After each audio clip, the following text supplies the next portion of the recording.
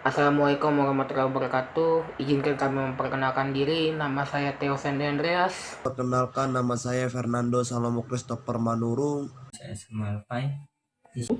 Nama saya Muhammad Andika Dwi Hardiato. Perkenalkan, nama saya Sakuil Rayhan Hermano. Saya dari Fakultas Hukum kelas 4A4 Hukum Siber.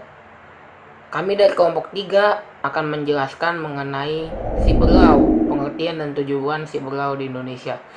Sebelum melangkah lebih jauh untuk kami membahas mengenai pengertian dan tujuan Cyber Law di Indonesia, pemanfaatan teknologi informasi, media, dan komunikasi telah mengubah baik perilaku masyarakat maupun peradaban manusia secara global. Perkembangan teknologi informasi dan komunikasi menyebabkan perubahan sosial, ekonomi, dan budaya secara signifikan berlangsung demikian cepat. Seiring dengan perkembangan teknologi internet menyebabkan munculnya kejahatan yang disebut dengan cybercrime atau kejahatan melalui jaringan internet. Munculnya beberapa kasus cybercrime di Indonesia seperti pencurian kartu kredit, hacking beberapa situs, menyadap transmisi data orang lain, misalnya email, dan memanipulasi data dengan cara menyiapkan perintah yang baik tidak dikehendaki ke dalam programmer komputer. Oke, selanjutnya akan dijelaskan oleh teman saya. Di sini saya akan membahas tentang arti dan makna dari cybercrime. Sebelum kita membahas terlebih dahulu, kita harus tahu induk dari cybercrime, yaitu cyberspace. Cyberspace ini dimana dipandang sebagai sebuah realitas baru di seluruh dunia komunikasi yang berbasis komputer, atau dalam kehidupan sehari-hari disebut dengan internet. Realitas baru ini dalam kenyataannya berbentuk melalui jaringan komputer yang menghubungkan antar benua maupun antar negara. Oleh sebab itu,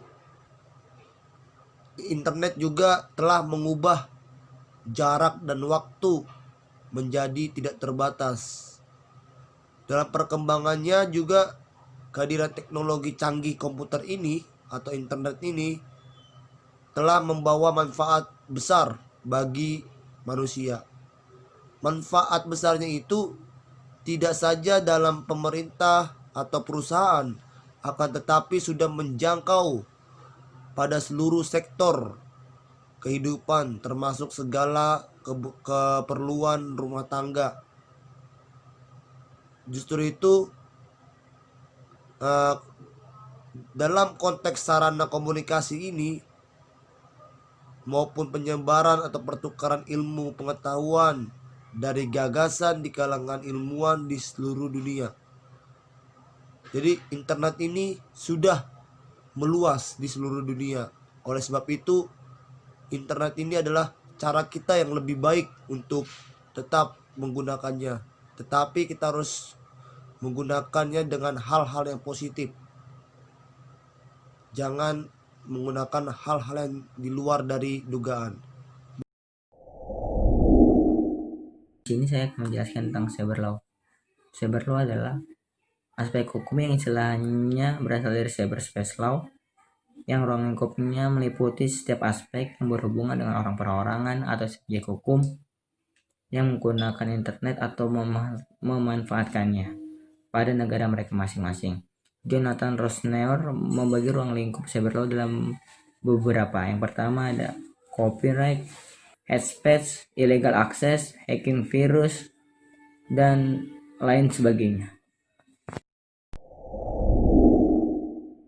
Oke, di sini saya akan menjelaskan tentang tujuan cyber law dan alasan cyber law penting untuk hukum di Indonesia.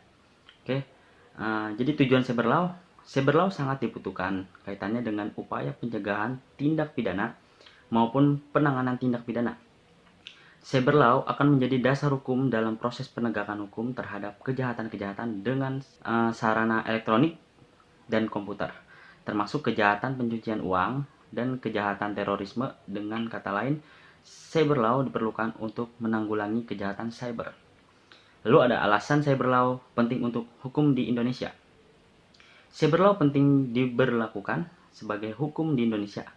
Hal tersebut disebabkan oleh perkembangan zaman, menurut pihak yang pro terhadap cyber law, sudah saatnya Indonesia memiliki cyber law mengingat hukum-hukum tradisional tidak mampu mengantisipasi perkembangan dunia maya yang pesat.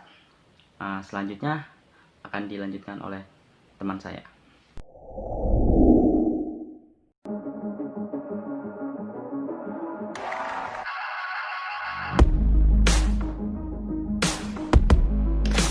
Oke, langsung aja saya akan menjelaskan tentang contohnya.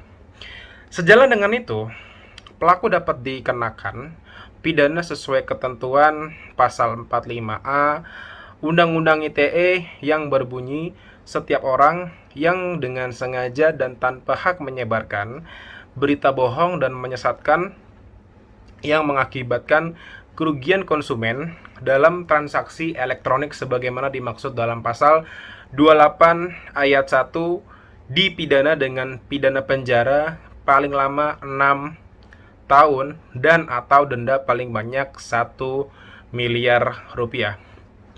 Dalam kasus yang menimpa Lukman Hakim Saifuddin tersebut, pelaku kejahatan dunia maya yang membajak email beliau juga dapat diterapkan dalam pelanggaran pasal 378 KUHP tentang penipuan yang berbunyi barang siapa dengan maksud untuk menguntungkan diri sendiri atau orang lain secara melawan hukum dengan memakai nama palsu atau martabat palsu dengan tipu muslihat ataupun rangkaian kebohongan menggerakkan orang lain untuk menyerahkan barang sesuatu kepadanya atau supaya memberi utang maupun menghapuskan piutang diancam karena penipuan dengan pidana penjara paling lama 4 tahun.